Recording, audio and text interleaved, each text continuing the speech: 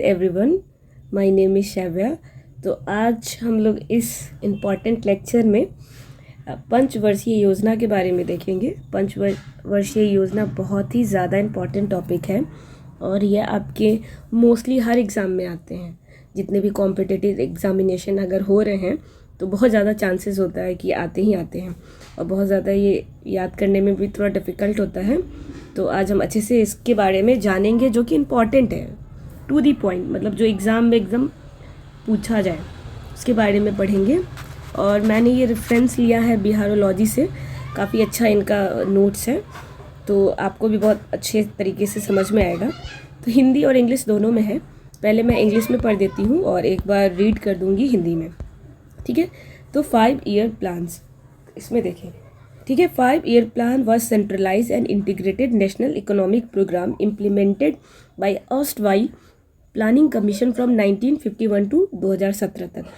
तो जो पंचवर्षीय योजना, तो पंचवर्षीय योजना से ही पता चल रहा है कि ये ऐसा कुछ है जो हर 5 वर्ष के लिए आता है, हर एक 5 ईयर के लिए आता है। और ये 5 वर्ष में वो सारे चीज़ों के बारे में प्लानिंग होता है जो आपकी किसी भी इकोनॉमी को कैसे बूस्ट किया जाए। अब किसी भी कंट्री का क्या होता है, इकोनॉमी अच्छा रहेगा तो कंट्री क्या होगा, डेवलप करेगा। तो कंट्री को कैसे डेवलपमेंट की ओर लेके जाना है और उस डेवलपमेंट के लिए इकोनॉमी का क्या रोल रहेगा, उसके बारे में किस तरीके से प्लानिंग किया जाए सेंट्रलाइज्ड फॉर्म में, उसके बारे में ही होता है ये 5 ईयर प्लानिंग। तो ये कब आया था, ये हुआ था 1951 से 2017 तक लागू था, ठीक है। ये हो गया इसके बारे में। अब देखिए फर्स्ट 5 ईयर प्लान कब आया था, तो 1951 से 56, देखिए 5 साल का है ना, 5 साल के लिए आया था 1951 से 56। दिमाग में याद करेंगे सबसे पहले आया है 1951, क्योंकि ये 5 साल के लिए आता है। आप लोग भी आंख बंद करके ऐसे ही बोलेंगे, क्योंकि ये 5 साल के लिए आता है इसलिए 1951 से उसमें 5 ऐड करेंगे तो 1956 होगा। तो फर्स्ट 5 ईयर प्लान 1951 से 1956। इसमें क्या काम हुआ था, किसके बारे में ज़्यादा फोकस किया गया था, तो ये एग्रीकल्चर डेवलपमेंट के लिए आया था, कृषि में कैसे डेवलपमेंट लाना है उसी के लिए। और ये मॉडल कौन लाया था, तो हैरोल्ड डोमार मॉडल है। एग्ज़ाम में पूछा जाता है कि फर्स्ट 5 ईयर प्लान में किस पे ज़्यादा फोकस किया गया था, तो एग्रीकल्चर पे। किसके द्वारा लाया गया था, किसका मॉडल था, किसका प्रोजेक्ट था, तो हैरोल्ड डोमर मॉडल। ये लोग क्या है, साइंटिस्ट हैं, ठीक है। दूसरा देखते हैं सेकेंड 5 ईयर प्लान, तो 1956 से 61। अब इसमें 5 जोड़ेंगे तो 61 ही आएगा ना, तो 1956 से 61 सेकेंड 5 ईयर प्लानिंग। इसमें क्या काम हुआ था, rapid industrialization based on heavy industry. अब बड़े बड़े उद्योगों में कैसे इंडस्ट्रियलाइजेशन करना है, कैसे अपने उद्योग को ज़्यादा बढ़ाना है ताकि क्या हो, ज़्यादा से ज़्यादा प्रोडक्शन हो, प्रोडक्शन अच्छा होगा तो इकोनॉमी बूस्ट करेगा। तो इसके बारे में हुआ था। सेकेंड 5 ईयर प्लानिंग में हुआ था इंडस्ट्रियलाइजेशन के बारे में, और वो भी मेनली हेवी इंडस्ट्री, जो बड़े बड़े उद्योग होते हैं, बड़े बड़े कारखाना होते हैं, उसके बारे में, ठीक है। 1956 से 1961 तक। पहले में एग्रीकल्चर के बारे में था, दूसरे में इंडस्ट्री के बारे में था। पहला था हैरोल्ड डोमर मॉडल ने लाया था, ठीक है, याद रखेंगे उसको। थर्ड 5 ईयर प्लान, तो 1961 से 1966 एंड 1966 से 1969। तो इस तरीके से याद रखेंगे, 1961 से 66 और 1966 से 69। यहाँ पे देखिए ये 3 ही है, 3 साल का ही गैप है, ठीक है, और यहाँ 5 साल का गैप है। Heavy and basic industry, self sufficiency in food grains, plan holiday, ठीक है। तो इसमें किस चीज़ के बारे में मेन फोकस किया गया था, तो भारी से भारी, हेवी एंड बेसिक इंडस्ट्री, मतलब जो ज़रूरत की चीज़ें हैं उसका इंडस्ट्री हम लोग भाई बनाएं। और जो भारी हेवी मतलब कि जैसे कि ब्रिजेस वगैरह बनने में जो यूज़ होते हैं, मशीनरी हो गए, या बड़े बड़े बिल्डिंग्स वगैरह बनने में जो इक्विपमेंट्स यूज़ होते हैं, उन सब के बारे में हो गया। सेल्फ सफिशिएंसी, कि हम लोग कैसे सेल्फ सफिशिएंट बने, हम लोगों को दूसरे देश पे निर्भर नहीं होना चाहिए कि अब पता चला गेहूँ घट गया तो हम लोग पाकिस्तान से मंगवा रहे हैं जैसे कि पाकिस्तान करता है ना, गेहूँ चावल आए दिन उधर भुखमरी गरीबी है ही, तो इंडिया भेजते रहता है। तो वही हो गया कि सेल्फ सफिशिएंट होना है, आत्मनिर्भर, किसी पे कोई चीज़ के लिए डिपेंड नहीं रहना है। तो फूड ग्रेन्स में कैसे सेल्फ सफिशिएंट हो जाए, किस तरीके से कृषि करे, किस तरीके से एग्रीकल्चर होना चाहिए कि हम लोगों के लिए सफिशिएंट भोजन हो, उसी के लिए इस थर्ड ईयर प्लान में पूरा योजना बनाया गया था। अब नेक्स्ट है 4th 5 ईयर प्लानिंग, तो 1969 से 74, ठीक है। तो ये याद रखेंगे, 4th 5 ईयर प्लानिंग हुआ था 1969 से 74। Self reliance on food grains and growth with stability, किस पे ध्यान दिया गया था? सेल्फ रिलायंस ऑन फूड, वही फूड पे कैसे सेल्फ रिलायंट होना है, सेल्फ सफिशिएंट होना है, और ग्रोथ, डेवलपमेंट कैसे होगा, ग्रोथ कैसे होगा, विथ स्टेबिलिटी, स्टेबिलिटी मतलब स्थिरता भी बने रहे और डेवलपमेंट भी हो, ग्रोथ भी हो, उस तरीके से, ठीक है। 5th 5 ईयर प्लानिंग 1974 से 79, और फिर बीच में देखिए ब्रेक है, एंड 1979 से 80। अब इसमें क्या हुआ था? गरीबी हटाओ, rolling plan bought by Janata party, गरीबी हटाओ, ठीक है। रोलिंग प्लान किन के द्वारा लाया गया था? तो जनता पार्टी के द्वारा लाया गया था। 5 ईयर प्लान 1974 से 79, ठीक है। फिर 1979 से 80, क्योंकि क्या हो गया था? सरकार बदल गया था, इसीलिए फिर से क्या, जनता पार्टी आई, और जनता पार्टी लाई थी रोलिंग प्लान। ये एग्ज़ाम में पूछा जाता है कि रोलिंग प्लान किन के द्वारा लाया गया है, तो जनता पार्टी द्वारा लाया गया है। ये 5th 5 ईयर प्लानिंग में है, जो कि 1979 से 80 में जनता पार्टी द्वारा था। इस टाइम सरकार बदल गया था, इसलिए आपको 2 तरीके से ब्रेक मिल रहा है यहाँ पे, ठीक है। अब देखिए 6th 5 ईयर प्लानिंग 1980 से 85 तक, ये 5 साल का है। Poverty alleviation and employment generation, poverty alleviation का मतलब होता है कैसे कम करें, तो गरीबी को कैसे कम करना है, गरीबी कैसे ख़त्म करना है। और एम्प्लॉयमेंट जनरेशन, और एम्प्लॉयमेंट मतलब कि रोज़गार कैसे दें, उसके लिए है, ठीक है। तो एम्प्लॉयमेंट जनरेशन के ज़्यादा से ज़्यादा रोज़गार पैदा करें, उसके लिए, ठीक है। अब हो गया नीचे 7th 5 ईयर प्लानिंग, तो 1985 से 90 और 1990 से 1992, फिर ब्रेक है, याद रखेंगे 1985 से 90 और 1990 से 1992, ठीक है। अब इसमें देखिए किस बात पे ज़्यादा फोकस किया गया था, तो फूड, भोजन पे, वर्क एंड पॉवर्टी, काम, रोज़गार हो, गरीबी कैसे कम हो, और प्लान हॉलीडे, और हॉलीडे के बारे में भी प्लान किया गया था। बीच में आप देखेंगे यहाँ भी था प्लान हॉलीडे, तो उसको भी आप ध्यान में रखेंगे, ठीक है। 8th देख ले, 5 ईयर प्लान 1992 से 1997, ह्यूमन रिसोर्स डेवलपमेंट। अब ह्यूमन रिसोर्स डेवलपमेंट HRD, आपको पता है ह्यूमन रिसोर्स डेवलपमेंट एक बहुत बड़ा, आप इसमें कह सकते हैं कि ये बहुत बड़ा डेवलपमेंट का अच्छा, इसको अगर हम लोग ह्यूमन रिसोर्स को यूज़ करें तो देश बहुत ही ज़्यादा आगे बढ़ सकता है। ह्यूमन रिसोर्स क्या हो गया? मतलब हम जैसे इंसान, जितने भी इंसान हैं उनके पास जो रिसोर्स है, उनके पास जो बुद्धि का ताकत है, वो बहुत ही मतलब अद्भुत है, अद्वितीय है। मतलब इतना, अगर कोई इंसान अपने दिमाग का इस्तेमाल करके ही ना किसी को डेवलप कर सकता है, किसी को उसके काबिल बना सकता है, किसी को उसके लायक बना सकता है, तो यही बोला जा रहा है कि इंसानों के अंदर जो रिसोर्सेस है, जो बुद्धि है, जो दिमाग है, उसका कैसे इस्तेमाल करना है, उसको कैसे इतना अच्छा करना है कि ताकि वो अपना ब्रेन, वो अपना दिमाग देश के विकास में, लोगों के हित में लगा सकें। ये था 8 5 ईयर प्लान में। 9 5 ईयर प्लान 1997 से 2002 तक, growth with equity and social justice, मतलब ग्रोथ हो, विकास होना चाहिए, बट इक्वालिटी होना चाहिए, सबके बीच में समानता होना चाहिए, और सोशल जस्टिस, और सबको सामाजिक न्याय भी मिले। अब सामाजिक न्याय जैसे कि अब ऐसा नहीं है कि ग्रोथ हो रहा है, डेवलपमेंट हो रहा है, कंट्री आगे बढ़ रहा है, देश में एकदम पैसा ही पैसा है, तो ऐसा नहीं है कि पैसा सिर्फ अमीर लोग के पास ही हो, खाने के लिए सिर्फ अमीर लोग को ही मिले, रोज़गार सिर्फ अमीर लोग को ही मिले, इसी जाति को मिले, इसी धर्म को मिले, ऐसा नहीं। मतलब समाज में एकता होना चाहिए, समाज में जस्टिस होना चाहिए, कि जो गरीब है, जो असहाय है, जो बेरोज़गार है, उनको भी नौकरी मिले, उनके तक, उनके परिवार तक भी देश का जो डेवलपमेंट है पहुंचना चाहिए, ठीक है। 10 5 ईयर प्लान, ये 2002 से 7 तक हुआ था, तो growth with sustainable development and agriculture development. अब इसमें किस चीज़ का बात हुआ था कि ग्रोथ होना चाहिए, विकास होना चाहिए सस्टेनेबल डेवलपमेंट के साथ। अब सस्टेनेबल डेवलपमेंट उसको कहते हैं, जैसे कि क्या होता है कि अब हम लोग पानी का इस्तेमाल कर रहे हैं, अब ऐसे आंख बंद करके पानी का इस्तेमाल नहीं कीजिए कि आने वाला जो जनरेशन है, आने वाला जितना भी आपका जनरेशन हो गया, जो आपके पोता पोती हो गए, फिर उनके पोता पोती हो गए, उनके लिए पानी ही नहीं बचे, तो ये कैसा डेवलपमेंट हुआ? ये तो सेल्फिश हो गया कि आप सेल्फिश है, आपको सिर्फ अपने से मतलब है, आने वाले लोगों के लिए आपको कोई परवाह नहीं है।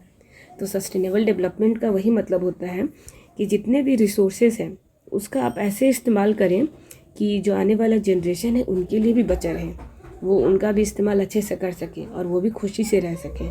पानी का इस्तेमाल हो गया, मिट्टी का इस्तेमाल हो गया, किसी भी चीज़ का कि जितनी भी रिन्यूएबल एनर्जी है उनका इस्तेमाल अच्छे से कीजिए ताकि आने वाला जो जनरेशन है वो उसका यूज़ ले सके। ऐसा नहीं है सारा पेड़ काट दिए, आने वाले लोगों के लिए ऑक्सीजन के लिए पेड़ ही नहीं बचा, ऐसा नहीं करना है, ठीक है। 11th 5 ईयर प्लान 2007 से 2012 toward faster and more inclusive growth. Faster, अब एकदम तेज़ी से काम करना है, तेज़ी से डेवलपमेंट चाहिए। और इंक्लूसिव ग्रोथ, इंक्लूसिव का मतलब होता है हर एक गली मोहल्ले सोसाइटी हर जगह पहुंचना चाहिए ग्रोथ। ग्रोथ पहुंचने का मतलब ऐसा नहीं है कि सिर्फ शहर शहर में पहुंच गया, बड़े बड़े दिल्ली मुंबई हैदराबाद में है और पता चला कि हैदराबाद के इस गांव में डेवलपमेंट के लिए तो लोग तरस रहे हैं, वहाँ पानी का सुविधा नहीं, वहाँ रहने के लिए सुविधा नहीं, अच्छी स्कूल नहीं, हॉस्पिटल नहीं, रोड नहीं। तो ऐसा नहीं, हर गली मोहल्ले गांव समाज सब में डेवलपमेंट होना चाहिए, ग्रोथ होना चाहिए। ये था 11th 5 ईयर प्लानिंग में 2007 से 2012। अब देखिए 12th 5 ईयर प्लानिंग, ये 2012 से 2017। अब इसमें क्या था, फास्टर, तेज़ी से काम करना है, मोर इंक्लूसिव, इंक्लूसिव वही जो मैंने अभी बताया, और सस्टेनेबल, सस्टेनेबल मतलब वही कि ऐसे रिसोर्सेज का इस्तेमाल करें, ऐसे रिसोर्सेज को उस तरीके से इस्तेमाल करें कि आपके आने वाले जनरेशन को भी उसका फ़ायदा मिल सके। तो ठीक है, अब आगे देखिए notes. In 1938 under the presidentship of Subhash Chandra Bose, Indian national Congress form national planning committee which was chair by Jawaharlal Nehru. तो बोल रहे हैं 1938 में क्या थे, सुभाष चंद्र बोस जी नेशनल कांग्रेस के क्या थे, उस कमेटी के प्रेसिडेंट थे, ठीक है। तो उस कमेटी के प्रेसिडेंट थे सुभाष चंद्र बोस जी, और उसी कमेटी में किस चीज़ के बारे में डिस्कस हुआ था, तो नेशनल प्लानिंग कमेटी के बारे में, जो कि अभी हम लोग डिस्कस किए ना, ये सारा 5 ईयर प्लानिंग ये सब क्या है, वही देश के डेवलपमेंट के लिए सारा प्लान है। तो सुभाष चंद्र बोस जी भी जब INC के, इंडियन नेशनल कांग्रेस के प्रेसिडेंट थे 1938 में, तब इस वाले में क्या हुआ था, डिस्कस हुआ था कि हम लोगों को भी नेशनल प्लानिंग कमेटी लानी चाहिए। और इसको चेयर किसने किया था, इस बारे टॉपिक को डिस्कस करने के लिए चेयर, जो सुझाव था, जो हेड थे इस वाले कमेटी के, वो थे जवाहरलाल नेहरू। और इस 1938 INC इस वाले मीटिंग के जो प्रेसिडेंट थे वो थे Subhash Chandra Bose. Joseph Stalin was the first person to implement the 5 year plan. It was done in the Soviet Union in year 1928.